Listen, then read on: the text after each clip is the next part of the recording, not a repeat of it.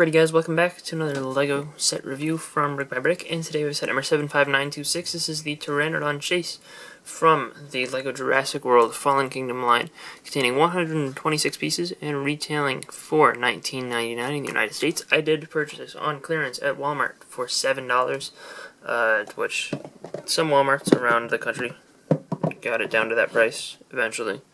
Didn't look like the most interesting of sets. We've gotten Pteranodon-based $20 sets several times now in the Jurassic World line, and this isn't anything super special, but I wanted to purchase it at $7 because I figured, having a Pteranodon for that price is not a bad deal. And here is the Pteranodon itself, and it's the same mold as previous Pteranodons. Nothing has changed in that regard, where it's got the one body piece, and then you attach the top head, which can move up and down, and then the bottom jaw is also just attached via this bar, and the bottom jaw is also rubber. So you kind of get a little bit of flexibility there, even without that, so you can kind of do stuff like that. The printing on it is pretty well done. It's olive green as the base color, and then some dark red throughout. It looks nice. I like the eyes on there, and the mouth opening is good design, good position. You have 4 studs on the back, so you could, in theory, take a minifigure and sit it right here, and you can ride your Pteranodon. And then you also have the wings, which are this cool kind of like faded together plastic, kind of marbled, where they inject it. I think they inject the plastic at 2 different spots, and they kind of meet in the middle. And they're done in the dark red with the olive green at the edge, and they're a little bit flexible down at the end. The dark red part isn't as flexible, but just at the very wingtips, just so they don't break too easily. You also have 2 feet here, which are just clips, and then there are 2 anti-studs on the bottom. So pretty good good design. It's got the dark red a lot, like the 2015 Pteranodon did, but that one was dark red and dark gray. So this is new, and I think I like this color scheme a little bit better than that one.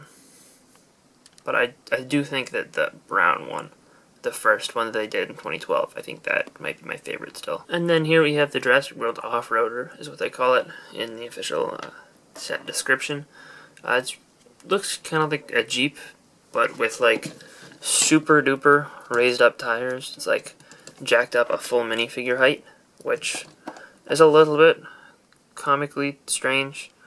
I don't know. I'm not a big fan of the wheels, but if we ignore the wheels, say if we were to put smaller ones on a little bit higher up, I think that this could look pretty good. This brick down here in the center is also a little bit weird, but everything above this gray plate I think looks pretty good.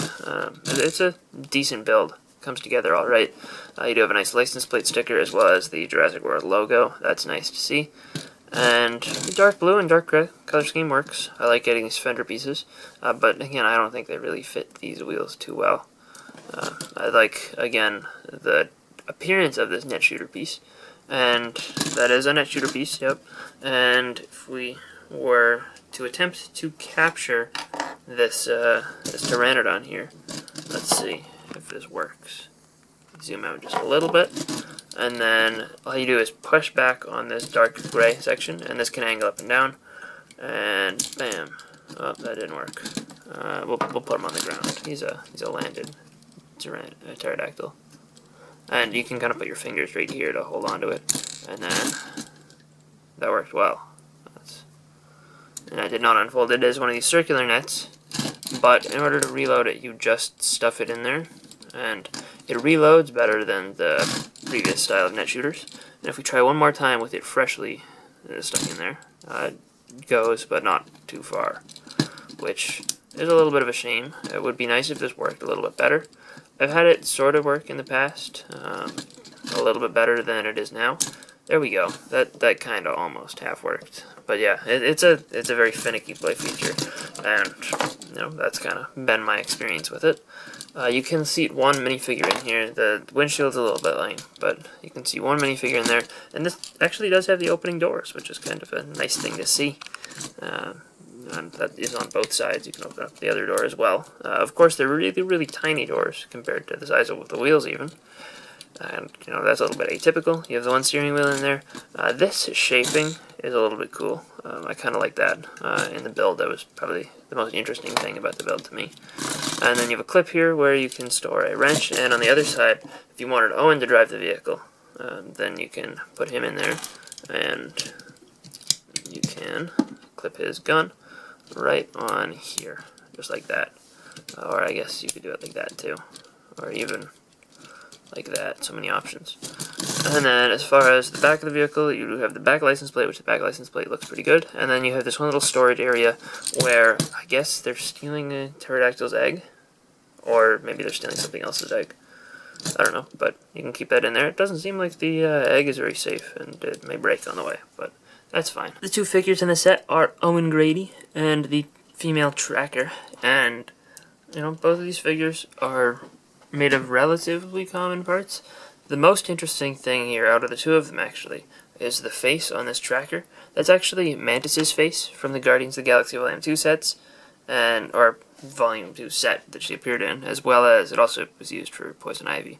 But this is the cheapest way to obtain that face, so I don't know, maybe if you wanted Mantis and didn't care about having any of the other special pieces, you could just get this, which is not a very good recommendation, so I don't recommend taking that route. But her torso and legs appear in every Fallen Kingdom set except for the Carnotaurus one and the Lockwood Estate set. The alternate facial expression for her is pretty good, and Owen has the new Chris Pratt face, which looks really good, and they should have used it for Star-Lord. But yeah, I think that's a really great facial expression. So this is a good figure to get, especially in a cheap set, because he is like the main character of the movie. But there's some good parts here as well, and I do like the design of the Fallen Kingdom trackers, whoever they are. And, they don't really appear too prominently in the movie, but they're cool to get as minifigures here. And she does have the glass under visor as well, which you can flip down, but it doesn't go down all the way because it's that kind of helmet. Overall, I think that this set has some good stuff in it, but I don't think it's a great set on the whole. I think that, the pterodactyl is cool to get, new color for that, and that's definitely a majority of the value here. This feels just kind of like a side build almost. It's a decent build, and it doesn't suck to put together, but, it's nothing special at all, and I can't imagine wanting to purchase this set just for that. I think the figures here are fine, perfectly suitable, but yeah, I don't think there's anything to draw me into this at a $20 price.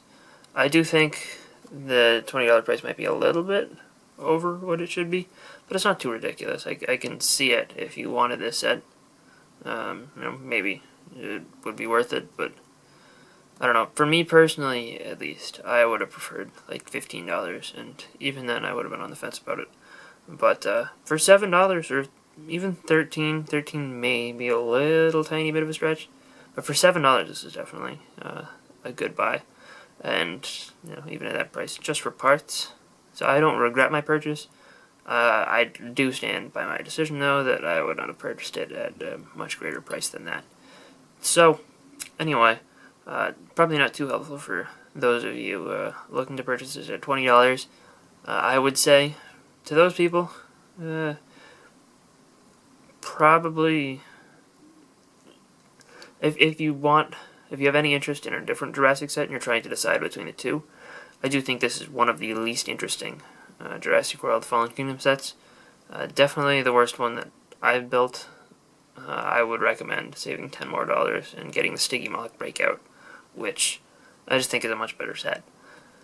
So, and that one does also have like more interesting figures. It is a better build, I think, and a more interesting dinosaur.